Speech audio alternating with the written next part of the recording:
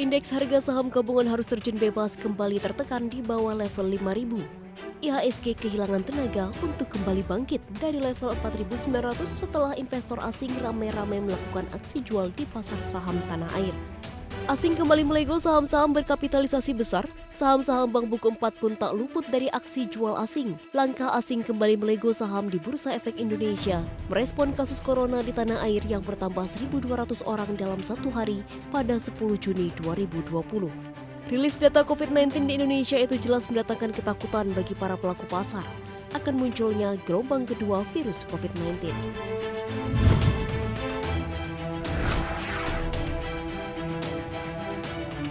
Presiden Joko Widodo menegaskan akan kembali menutup satu daerah jika tidak berhasil menjalankan tatanan baru new normal. Pasalnya, pemerintah menilai situasi saat ini masih cukup dinamis, di mana angka kasus terus bergerak. Pada 9 Juni, Indonesia sempat menyentuh rekor baru dengan penambahan 1.000 kasus positif dalam satu hari.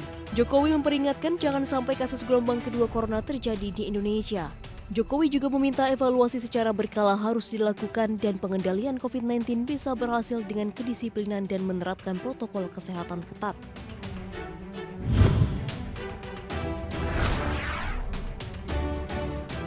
Ekonomi Indonesia hingga pertengahan tahun 2020 diprediksi masih akan tertekan. Pada kuartal 2 2020, pertumbuhan ekonomi Indonesia diprediksi akan bergerak negatif karena penerapan pembatasan sosial berskala besar. Staf khusus Menko Perekonomian Reza Yamora Siregar mengatakan proyeksi tersebut sejalan dengan berbagai pertimbangan dan kondisi yang terjadi di dalam negeri. Namun Kementerian Koordinator Perekonomian masih mempertahankan dua skenario pertumbuhan ekonomi bisa tumbuh 3%, tapi jika terjadi skenario sangat berat pertumbuhan PDB RI bisa di bawah 0,5%.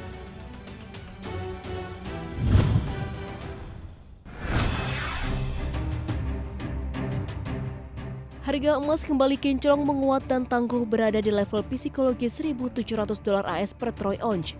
Bahkan Bank Investasi Global Goldman Sachs memberikan outlook bullish untuk logam mulia emas. Resesi yang ekonomi terjadi akibat pandemi COVID-19 dinilai mengerek harga emas. Selain itu, Goldman Sachs menilai kebijakan moneter dan fiskal yang super ekspansif dibarengi dengan kuatnya sentimen konsumen. Hal ini akan mendorong laju inflasi yang lebih kencang. Dengan inflasi yang tinggi membuat Goldman Sachs memproyeksi harga emas bisa tembus di atas $2.000 AS per troy ounce.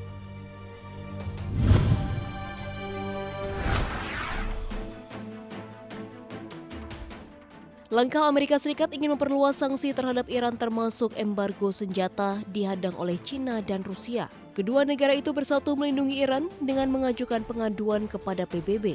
Menteri Luar Negeri Rusia Sergei Lavrov dan Menlu China Wang Yi menulis surat kepada anggota Dewan Keamanan dan Sekretaris Jenderal PBB agar dapat membebaskan sanksi terhadap Iran. Lavrov dalam suratnya bahkan menulis langkah AS yang ingin mengenakan sanksi sebagai hal yang konyol dan tidak bertanggung jawab.